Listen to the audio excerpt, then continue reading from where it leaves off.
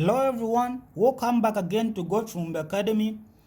So we are proceeding with question 2 of 2020 history paper 1. So if you haven't watched question 1 yet, kindly you can go back and refer to it so that you can connect well with this question 2 and ensure that you subscribe. All right, so here's our question. It is saying study the chart below and answer the questions that follow. So we have this chart. So let's take a look. The first one, we are told that this is the paramount chief, who is what? Gawa Undi. Okay. Then we have, followed by the chief, we have the subordinate chiefs from the Piri clan. Very important. Then followed by the tributary chiefs from the conquered chiefs. Then we have the headmen from the villages, and we have ordinary people. Then the questions. First question, which province of Zambia do we find the kingdom with a political structure depicted above? I mean, just even if you don't know, just take a look at the names used. We are told that the subordinate chiefs were from the Piri clan. Where do we find the name Piri? Of course, that is Eastern what? Province. So that is our first answer. So this is Undi kingdom, which was in what? Eastern province. So this is Eastern province. Then what title is given to the paramount ruler of the kingdom depicted in the chart? This is the paramount ruler or the paramount chief. The title was Gawa Undi. So the answer is in the question. As simple as that. So Gawa Undi. The next question, where did the kingdom whose structure is depicted on the chart originate from? Where did this kingdom, the Undi kingdom, originate from? So if you study well, you understand that this came from Kalonga's kingdom. Okay, so Gawa Undi came from whose kingdom? Kalonga's kingdom.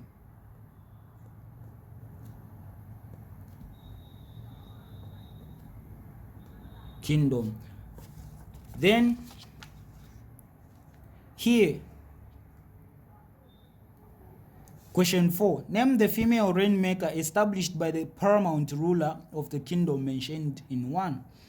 So this Gawa Undi did what?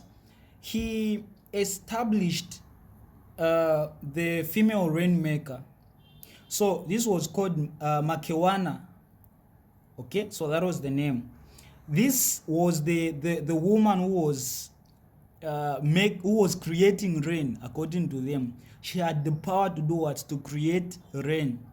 So this female rainmaker was Makewana.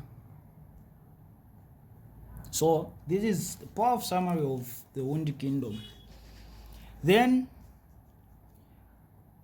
what was the importance of the shrine to the kingdom? What was the importance of this shrine to the kingdom?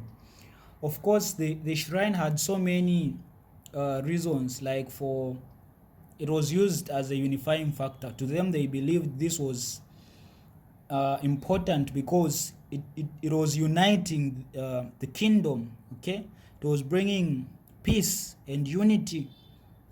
But at the same time, it was used for rainmaking. So I think that is easier. So the shrine was used for rainmaking. So you can say rainmaking, for rainmaking. Then we go to question 6. So apart from slaves, name the other trade item that was found in the kingdom. Apart from slaves, another trade item that was found in the kingdom. Okay, so in the Undi kingdom, of course you understand that these guys were doing what? Were trading with with the Portuguese and these other guys. So the other item that you expect is gold or ivory. Okay, so how many do they want? It's 1 mark, so just one. So you can say gold or ivory, anything. Then mention 2 external groups that contributed to the decline of the kingdom. 2 external groups. So like I'm from mentioning the Portuguese, these guys contributed, even they're just their neighbors, the Ngoni. So this is question 7. We have the Portuguese.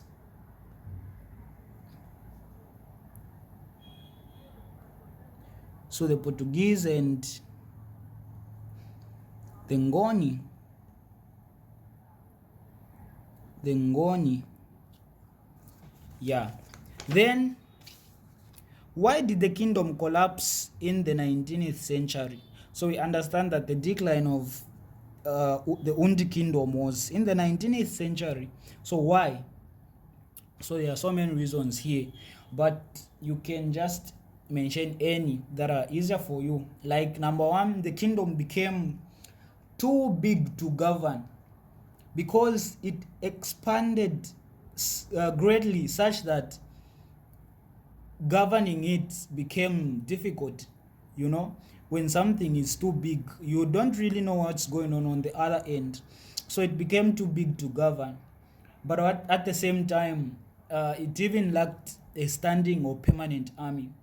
When you talk of Shaka and those other guys, one of the reforms that they made was that they created the standing army, the permanent army, instead of the temporal ones. But for this Undi, they only focused on on the temporal armies. So later on, it couldn't stand. So you can write any of those. So the reason, you can say it lacked, or it didn't have a standing or permanent army. But you can also say it became too big to do what? To govern. Yeah, among others. So that was question 2. Hope you've gotten the summary of everything, and don't forget to subscribe.